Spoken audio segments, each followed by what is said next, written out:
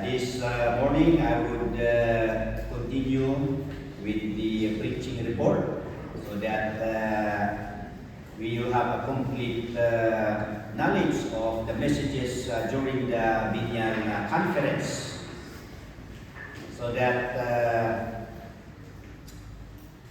our theme there is strive, or doing our best in the ministry, doing the ministry for such a time as this, so that we have mentioned that our AFBCP chairman, Reverend Libby Lobilan, was the one who gave the introductory or the keynote message, and it talks about connectivity and collaboration. When we say collaboration, teamwork in the ministry or partnership. So that he said that we do the ministry in one accord in prayer, one accord in worship, one accord in thanksgiving, and of course one accord in decision making. So that we do the ministry in unity. We praise God for the Finnish Vacation Bible School of our children, and truly that the psalmist said how pleasant it is for brethren to dwell together in unity. So that we thank you for the ministry that we have applied, doing the ministry as one body of Christ. Of course, the program, the composition of the DBBS is composed of the staff, the teachers, those who are behind the scene, those who prepare the snacks, and those who does the cooking. And thank you, Ma'am Ira, for doing the coordination, delegating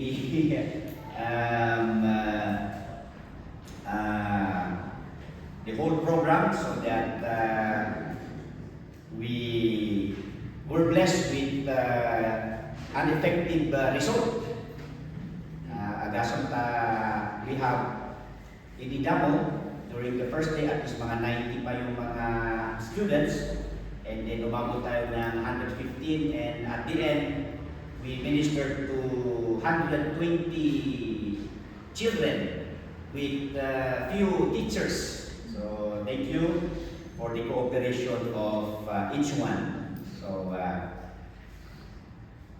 that's the application of this message. As one body of Christ, there is coordination, there is cooperation, and of course the composition of different parts. May mga mas malaki yung kanilang responsibility, pero naman din yung co-contact, pero nagtulong-tulong at maganda po yung resulta. And then we have heard about the emphasis of the main speaker, Elmer Laturilla. He emphasized about the 6 ministries where all believers and churches are to try or to do their best. And review, the meaning of thrive is to flourish in our service, to grow, to prosper, and to reach a desired level of accomplishment. And last Sunday we have mentioned about 3 of those 6 ministries wherein we are to thrive. Number 1 is teaching. So we have heard on the why of teaching. Well, because this is imparted by the Lord in the Great Commission, that we go and teach all nations, and after baptizing them, then we continue teaching them to observe all things that the Lord has commanded. And then we continue on teaching for our personal growth. And of course, the main subject, the main topic of our learning is none other but the Lord Jesus Christ. As Peter said in 2 Peter 3:18, but grow in grace and in the knowledge of our Lord and Savior Jesus Christ. And then teaching does not end, does not close doors with the church during Sundays. Of course, in our home, we have our daily reading of God's Word. We continue to study the Word of God. We have the example of the Berean believers. They are not contented in listening to the preaching, but they themselves check the Word of God, the Bible, if the preaching is indeed true.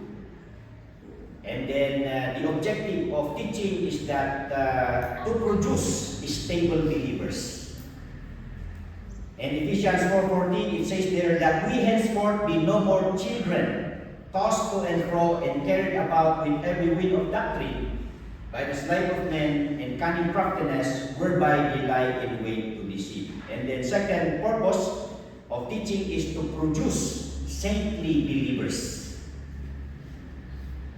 Ephesians 4:17 to 19, this I say therefore and testify in the Lord that ye henceforth walk not as other Gentiles walk in the vanity of their mind, so that we expect a transformed life.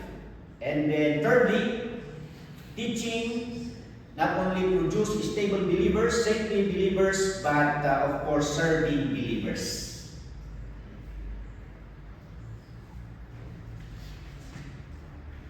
And another review, preaching. We are to thrive in our preaching. So the charge of preaching is a strong charge, for it comes from our Lord Himself. He is soon to be judge and the soon king. That's why when Paul encouraged Timothy, because we know that Timothy is some kind of shy person. And Timothy said, do not allow yourself to be despised, although you are still young, but still you can preach with authority. Because the person who commands us to preach the Word of God is our great commander, none other than the Lord Jesus Christ, who is the King of Kings and Lord of Lords. And the simple charge is we preach the Word in season or out of season. And the challenge of preaching, because 2 Timothy 4:3-4 says, for the time will come when they will not endure sound doctrine, but after their own lust shall they heap to themselves teachers having itching ears. Darating yung panahon na yung mga nakikinig ng salita ng Panginoon ay pinipili lamang nila yung kanilang gustong dinggin.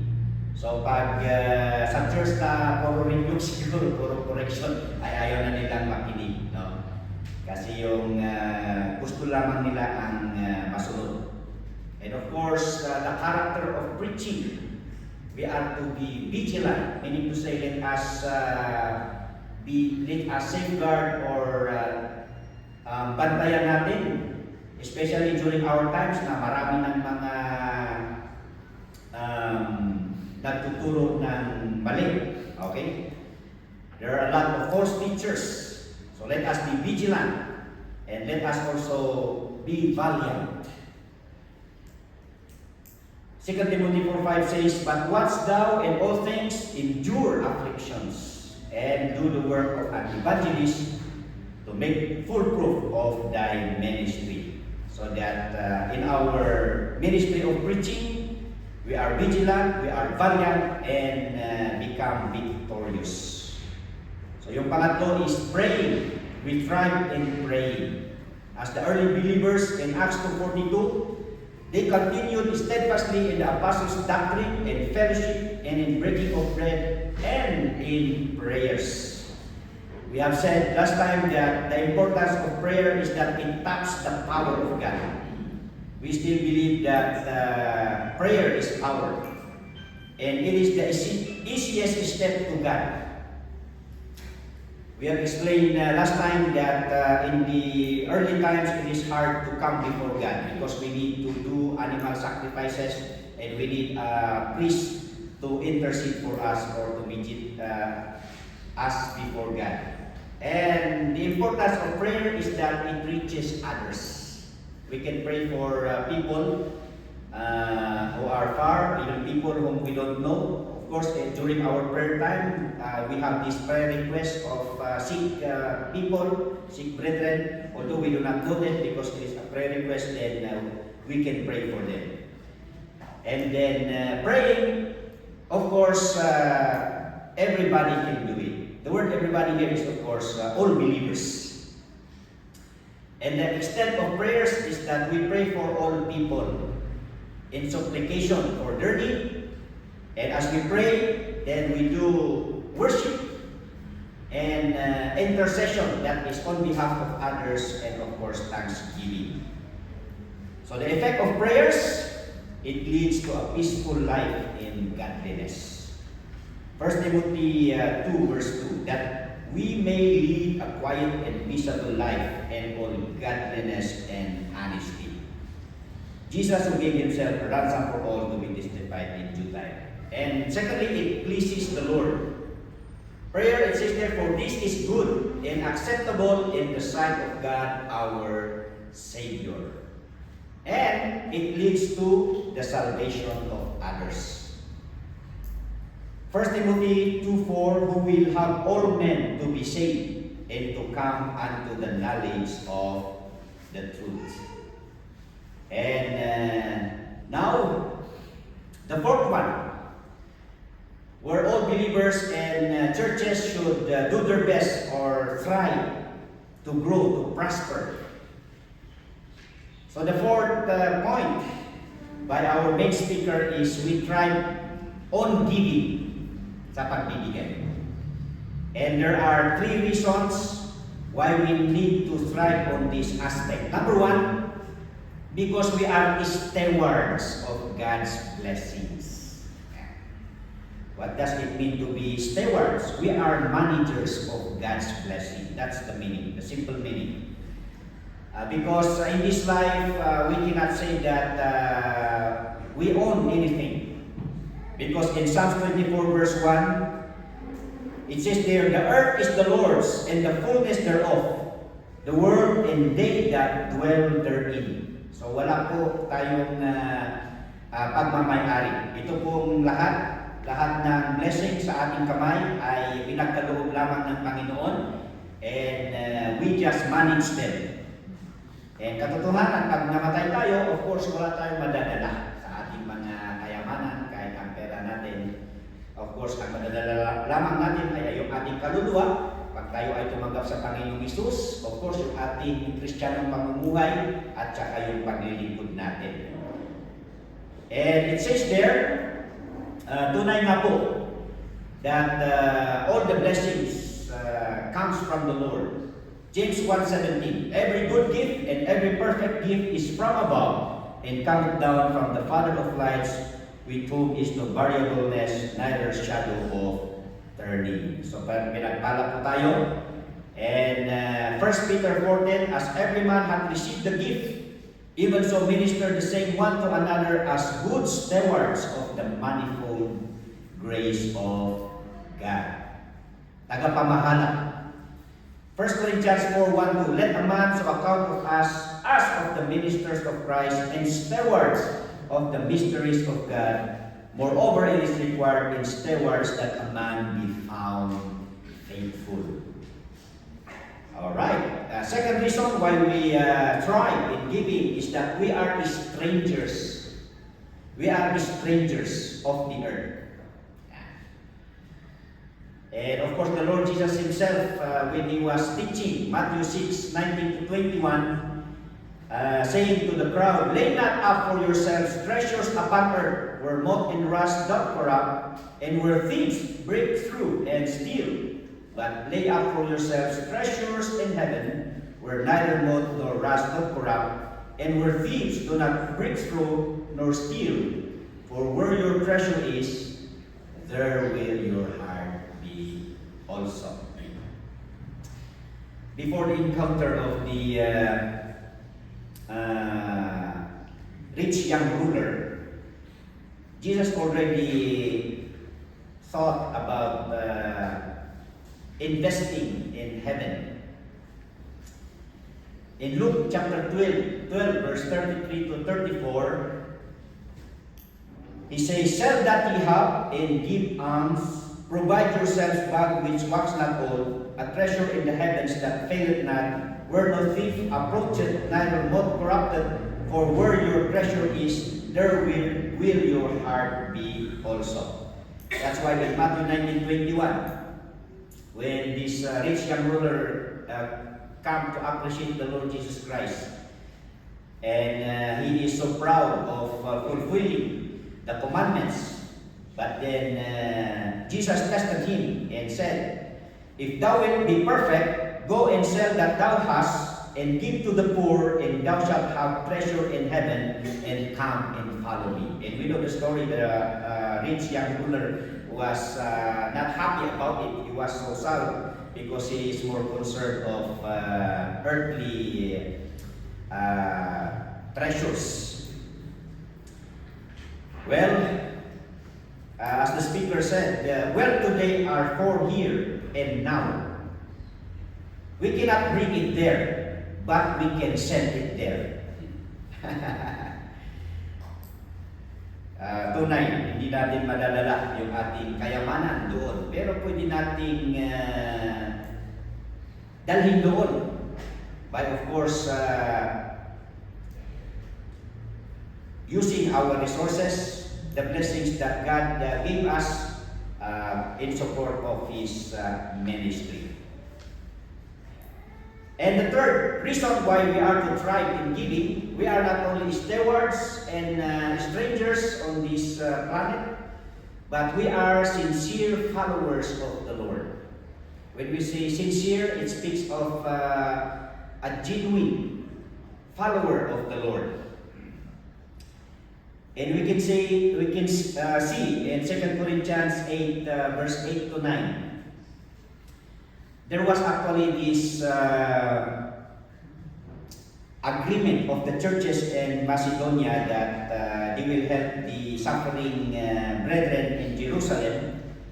And one of those who volunteered to give help to the Christians in Jerusalem was the church in Corinth, but they did not actually fulfill their promise. So then here, Apostle Paul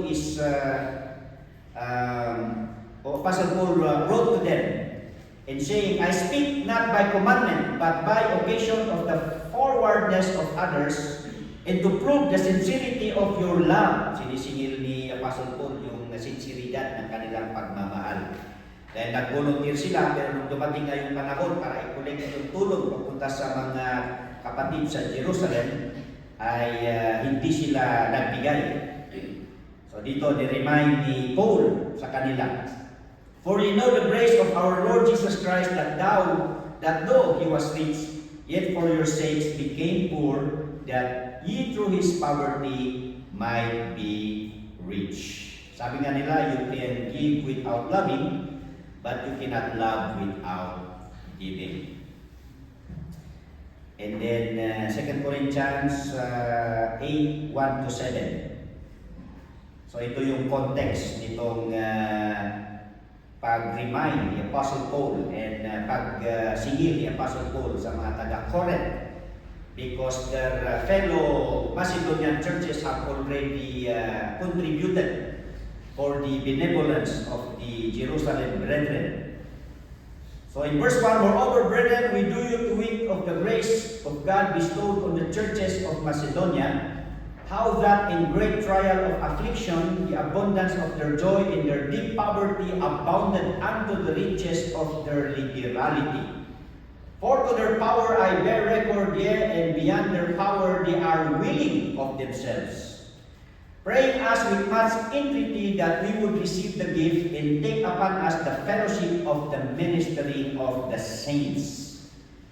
So, number one, how we gauge, how we measure the sincerity of giving, the sincerity of God's people. Number one is sacrificial giving. So these churches in Macedonia, they are a sacrificial giver. They are in great affliction, in deep poverty. So dito natin mapag-aralan na poverty is no excuse of giving. Kasi sila, they are being persecuted actually. And of course, we know the early Christians, once you are a follower of the Lord Jesus Christ, not only that you are persecuted, but you are deprived of your income or your employment or your source of living.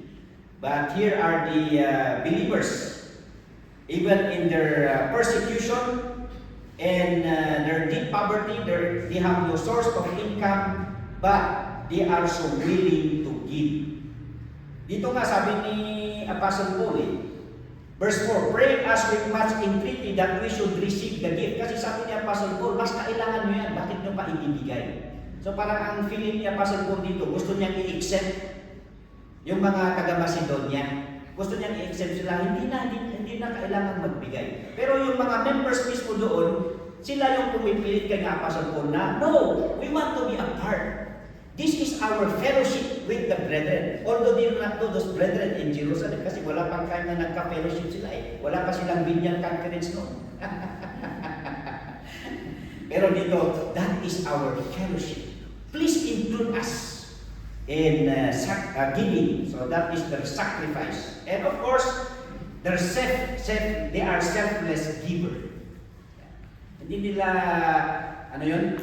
inisip yung situation nila at yung para sa kanila because this is their fellowship of the ministering to the saints. And ang characteristic ng Macedonian church when it comes to giving is not only sacrificial, selfless, but satisfied giver. Sabi niya yan, with the abundance of their joy unto the riches of their liberality, were willing of themselves. Di ba? Ang sarap. Naka-experience ba kayo ng mga ganyang tao? Na pag nakapagbigay sila is nakikita yung tuwa nila at saka yung satisfied. Yeah. There is satisfaction in their help. There is satisfaction in their giving. So yan po yung characteristic ng mga Macedonian churches na ito. So that this measures our sincerity or genuineness as a follower of the Lord Jesus Christ. So in relation to that, mga kapatid, meron tayong application. As the church, Buyagan Christian Fundamental Baptist Church has planned and we have revisited our plan for our giving. Meron po tayong project. Ang project po natin is a shuttle fundraising project, a car project. Tamang-tama, baka actually this is according to our planning at least 2 years ay maikukuha natin itong fundraising natin para sa ating sasakyan. So, tamang-tama, sa 2027, magagamit natin ito doon sa Binyal Conference sa Tacloban. Okay, so mamaya, meron na tayo, parang kulang po So, dadagdagan pa ito, so that you can have one envelope for this project. And siguro, the additional envelopes soon to be made is para maibigay ninyo sa ating mga acquaintance, sa mga mananampalataya who would like to be a part. At para lalago tayo sa pagbibigay, hindi lamang po. So we will try kasi meron pa tayong isang envelope. Ano naman itong isang envelope, mga kapatid? Itong isang envelope na to is for our contribution doon sa project ng Baguio Benguet Fundamental Baptist Churches Campsite Project. Okay? So that in application dito sa ating thriving in giving, so that this envelope will be placed doon sa likod, and then you can have one and you can order some more envelopes. Okay?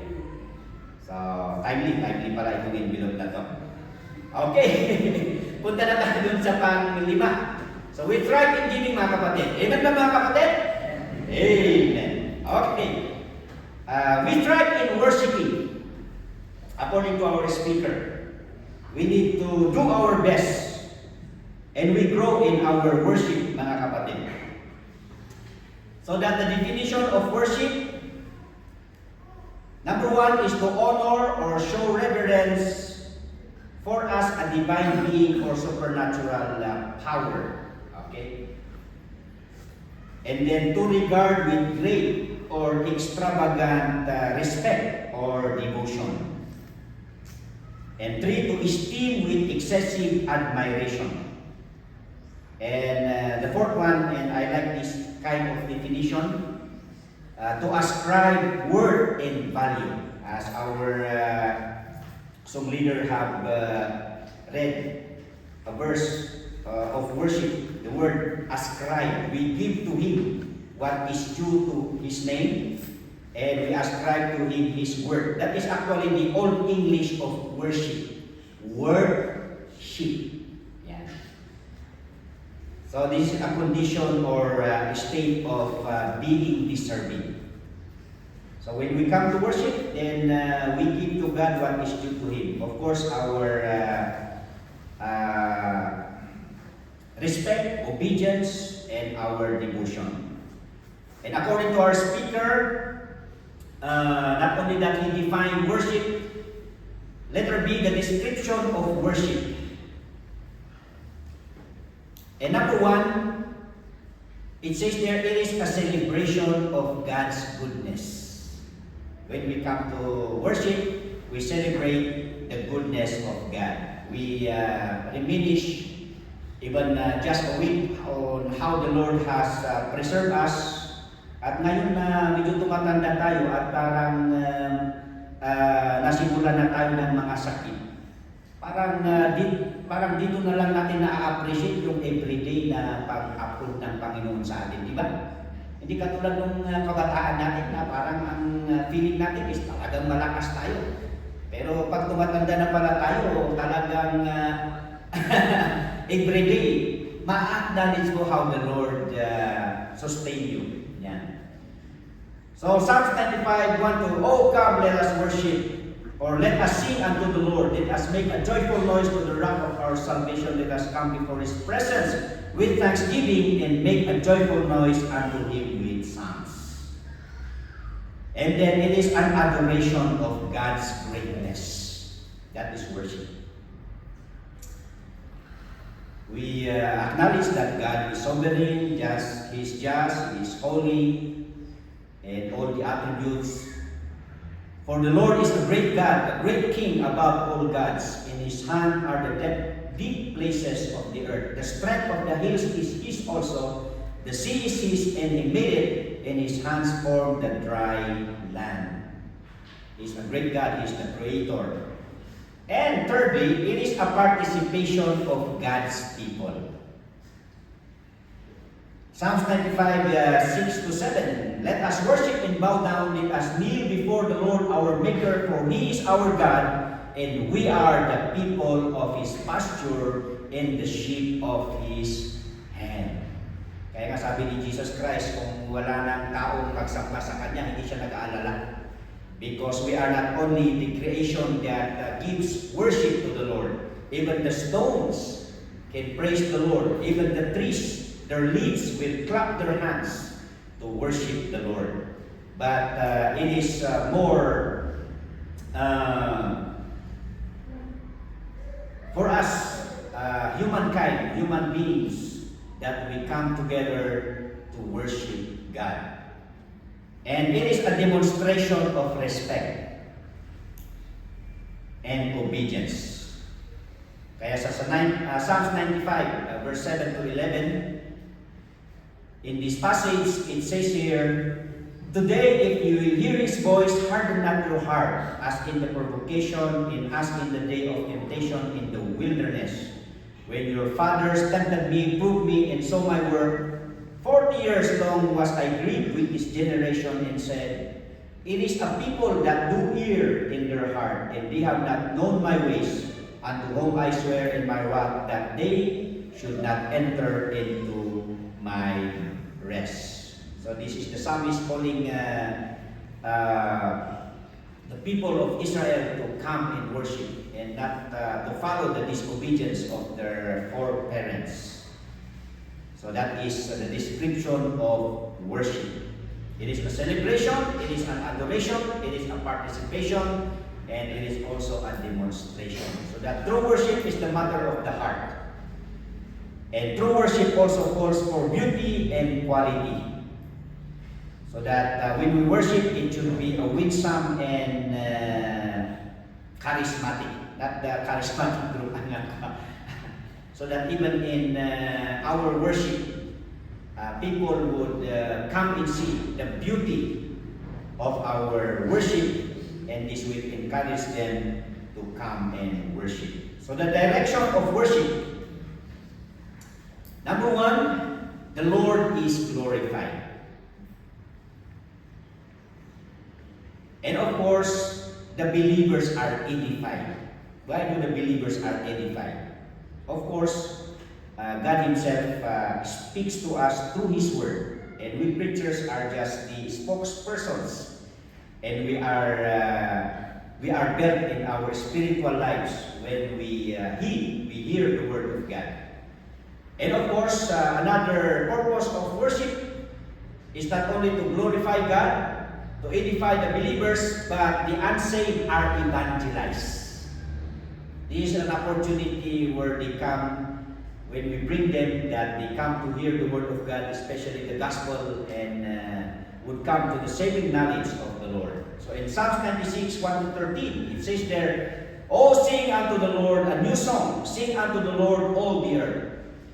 Sing unto the Lord, bless His name, show forth His salvation from day to day. Declare His glory among the heathen, His wonders among all people. For the Lord is great and greatly to be praised. He is to be feared above all gods. For all the gods of the nations are idols, but the Lord made the heavens." So we make our worship as a testimony to the unsaved. So honor and majesty are before Him, strength and beauty are in His sanctuary. Give unto the Lord, O ye kindreds of the people, give unto the Lord glory and strength. Give unto the Lord the glory due to His name. Bring an offering. You see, the giving, we have mentioned a while ago. Bring an offering and come into His courts. O worship the Lord in the beauty of holiness. Fear before Him all the earth. Say among the heathen that the Lord is that the Lord reigneth. So our evangelism is a part of worship, because worship does not end, or worship is not contained inside the church. Sabi nga nila, I heard one preacher that real worship is when we walk out to the door of the church. Yeah. But of course, sitting down, being quiet before the Lord inside the chapel, of course, is a part of worship, but it does not end inside the church. So it says there, "Say among the heathen that the Lord reigneth. The word also shall be established, that it shall not be moved. He shall judge the people righteously. Let the heavens rejoice, and let the earth be glad. Let the sea roar, and the fullness thereof. Let the field be joyful, and all that is therein. Then shall all the trees of the wood rejoice." I've mentioned this, the trees worships before the Lord, for He cometh to judge the earth. He shall judge the world with righteousness, and the people with His truth. Kung minsan they would accuse us na boring daw ang mga fundamental pag-worship. Yan. Pero hindi po yun totoo. Of course, kaya nga, nung nag-part-time pastor ako doon sa Tubao, of course, yung nag-start noon is Southern Bank, pero independent sila. And then, kinilosin ko sila sa mga kasama natin mga fundamental Baptist churches dyan sa La Union. And I told them, di ba Baptist ang pangalan ng inyong church? Ayan, of course, we know Southern Bank ay para na silang praise and worship, no? Doon nga sa Pangasinan, Baptist yung pangalan ng kanilang church, pero yung kanilang worship at doktrina is charismatic pa rin at saka Pentecostal. Dahil nga lang nag-aral sila sa PBTS, nung nag-graduate sila, dinala nila yung pangalan ng association. Pero yung practices nila, kasi sa PBTS, ino-offer nila dyan lahat ng mga doktrina. So yung estudyante ang pumipili kung ano yung i-apply nila. So of course, kung galing sila sa charismatic, kung galing sila sa Pentecostal, siyempre uuwi pa rin sila na ganoon pa rin yung pipiliin nilang mga doktrina. Kaya doon sa Pangasinan, meron tayong mga kapatid doon na Baptista.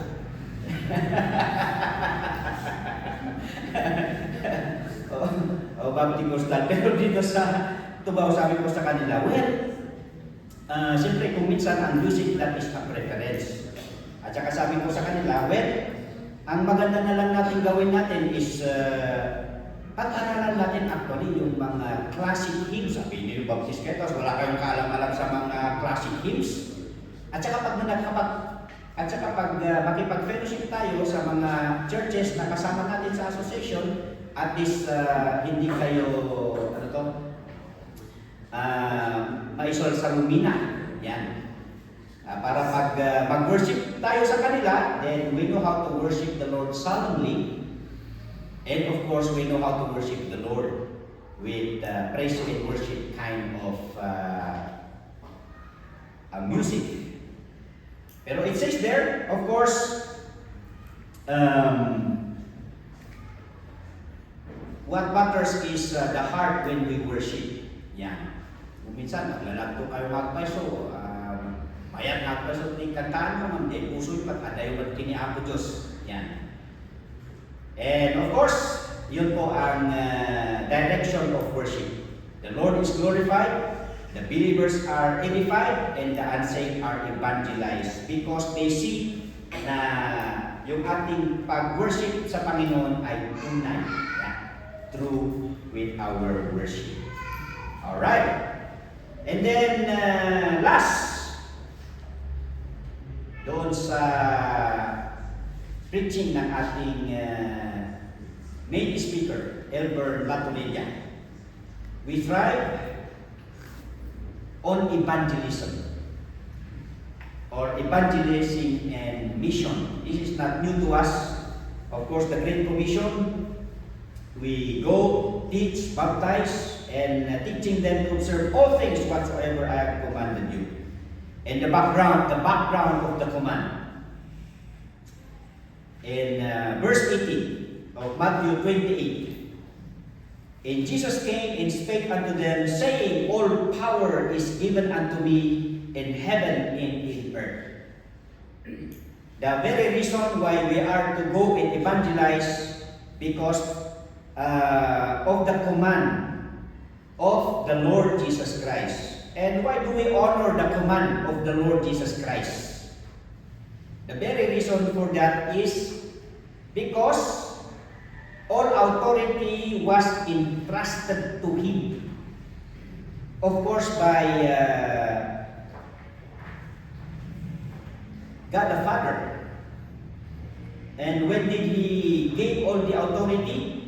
So that the Lord Jesus Christ is now in charge of everything. That's the meaning here. Romans 1:3-4, concerning His Son Jesus Christ our Lord, which was made of the seed of David according to the flesh, and declared to be the Son of God with power, according to the Spirit of holiness, by the resurrection from the dead. After na na-fulfill ni Jesus Christ yung kanyang mission, and then when He ascended in heaven, Ephesians 1:19-23, and what is the exceeding greatness of His power to us who believe, according to the working of His mighty power, which He wrought in Christ when He raised Him from the dead and set Him at His own right hand in the heavenly places. Siya na yung naging tagapamahala, far above all principality in power and might and dominion and every name that is named, not only in this world but also in that which is to come. If all authority comes from the Lord Jesus Christ, do we have any reason to fear? Do you have any reason to be ashamed of the gospel? Yan. Kaya nga malakas ang loob ni General Torre, di ba? Kasi sino ba ang nag-aatas sa kanya? Sa kanyang mga ginagawa? Mayroon siyang backer doon eh. And sino kaya ang backer niya? Hindi ko alam. Bahala na kayo dyan. Pero yun yung nagbibigay sa kanya ng kumpiyansa. Kampante siya sa kanyang ginagawa. Of course, maraming mga comments doon sa kanyang pagiging PNP chief. But of course, kung tayo si General Torre, of course, hindi tayo matatakot because someone is backing us. And then, the power, the authority is entrusted to him. Here, verse 22, and hath put all things under his feet, and gave him to be the head over all things to the church, which is his body, the fullness of him that filleth all in all. So hindi tayo matakot at hindi natin maaaring suwayin because he is in authority. The injunction of the command. Ano ang ibig sabihin nitong command or the Great Commission? Of course, we have heard a lot of explanation that the real thought of this Great Commission is to make disciples. Or the simple understanding of making disciples is we make followers of the Lord Jesus Christ. Yan. We make followers of the Lord Jesus Christ. So although that is the general thought of the Great Commission, kasi noon, nung hindi pa nila na-i-explain ito, and then ang una, of course, in the statement is, we go. Sabi naman ni Pastor Wilmar, although doon sa Matthew 28, 19 and 20, the general thought is to make followers of the Lord Jesus Christ. But in other portion of Scripture, in Mark 16, 15 to 16, there is this direct command that we are to go. Literally, we go out and share the word of God and share the gospel. Mark 16, 15, 16, and he said unto them, go ye into all the world and preach the gospel to every creature. So that he that believeth and is baptized shall be saved, but he that believeth not shall be damned. So as we go and make followers, or as we make followers of the Lord Jesus Christ, so we still go with the verbs that are mentioned in Matthew chapter 28. So that we make disciples by going. Of course, kung hindi tayo lalabas, hindi tayo mag-share ng gospel, mag-soul winning, then sino pa ang i-disciple natin? Of course, when we go out, we preach. We preach the gospel. And then those who would come to the saving knowledge of the Lord Jesus Christ, we incorporate them to the local church. And we do that by baptizing. Yeah, baptizing. So that our mission does not end in baptizing, but the Lord Jesus Christ said there, teaching them to observe all things whatsoever I have commanded you. So that is this continuous teaching, this teaching that does not end. It only ends when we are done with our life on earth or when the Lord Jesus comes back. Okay? So the inspiration of the command.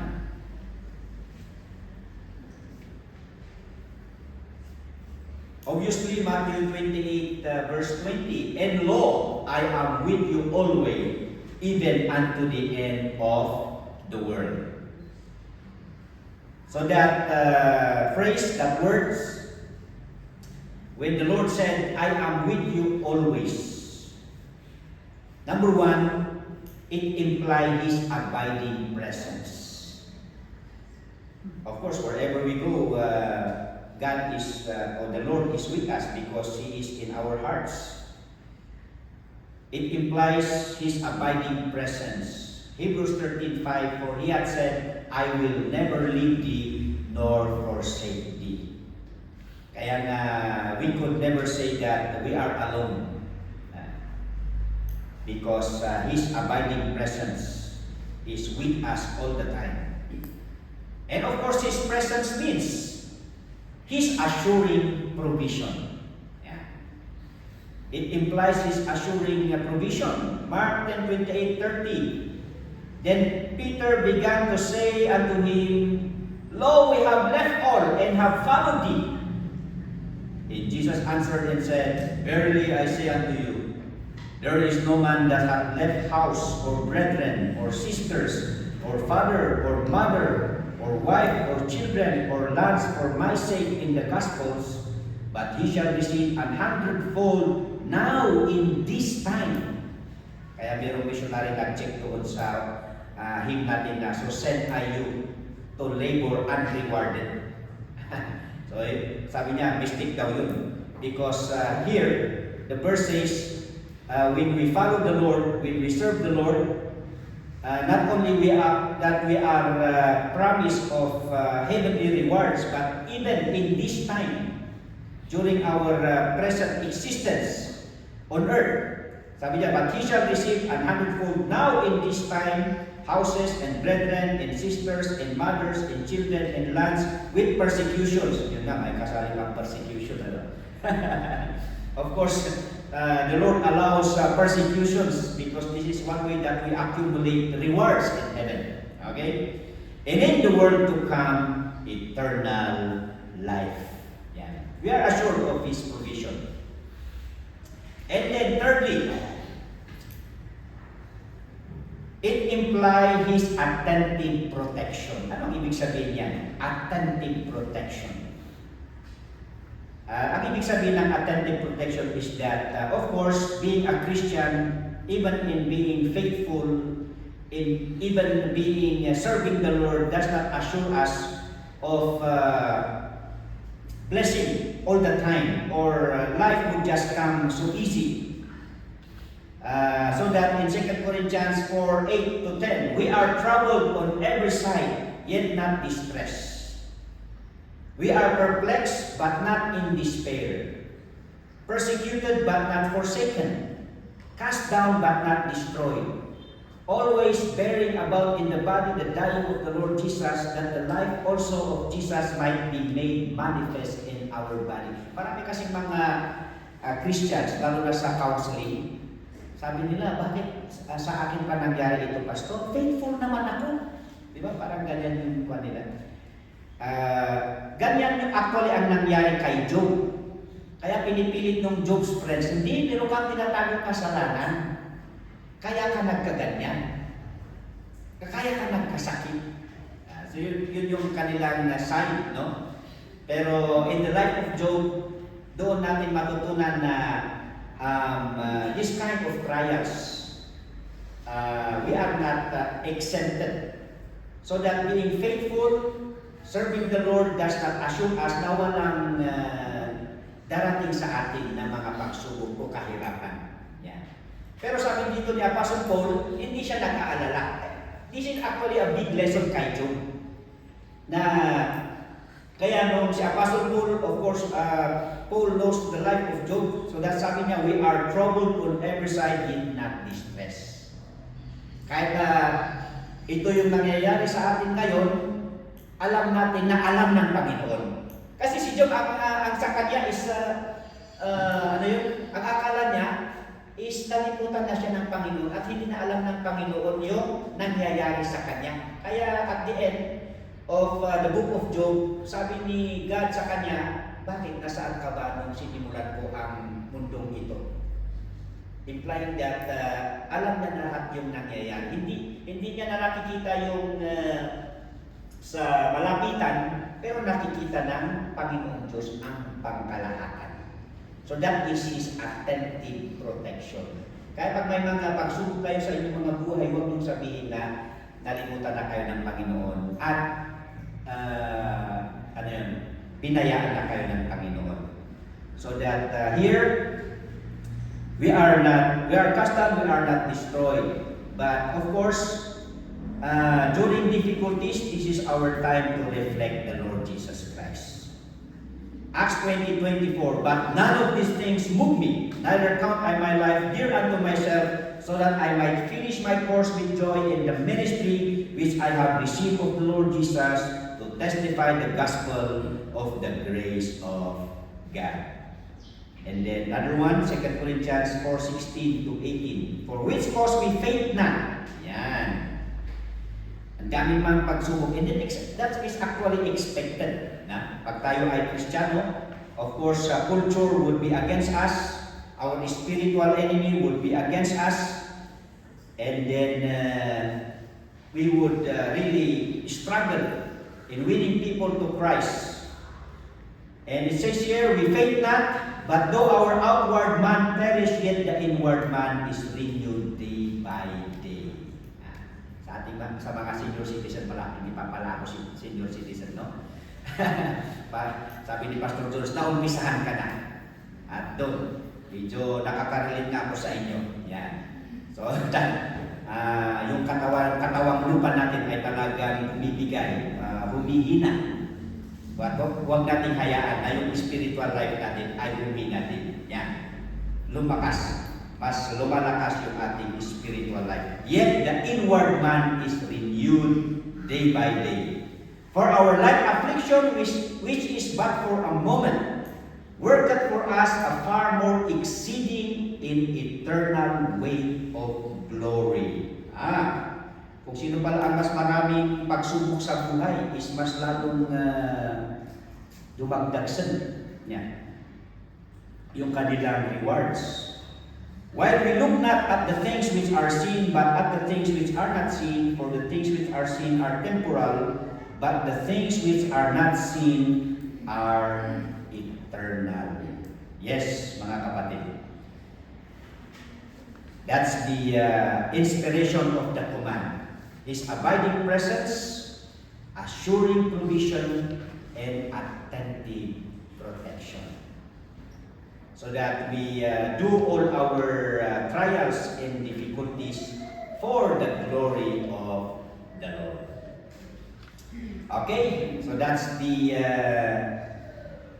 report preaching from our biennial conference from our main speaker. We tried in teaching, we tried in preaching, we tried in praying, we tried in giving, we tried in worshiping, and we tried in evangelizing. Let us pray.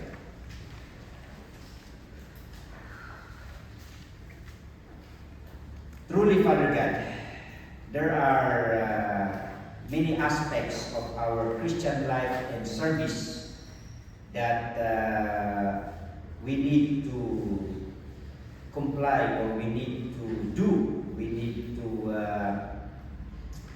fulfill. These are the ministries that you have entrusted us for our own good. Because as we do this, you have promised blessings in our current existence on earth. And when we go home in heaven, when you come to fetch us, or we end our life on earth, then there is awaiting rewards for us. So that continue to instill these encouragements in our lives. And during the time that we forget or neglect them, we pray for the Holy Spirit to remind us and give us the enablement. Because these aspects of our Christian life would strengthen us and increase our joy of salvation, the joy of our service to you. And thank you for these messages imparted to us by one of our parents in the faith. So that me myself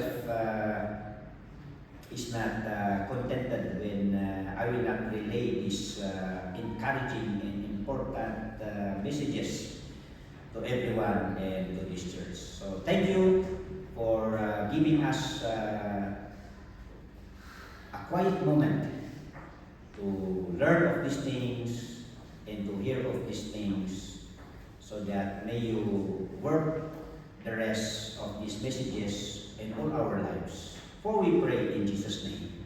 Amen.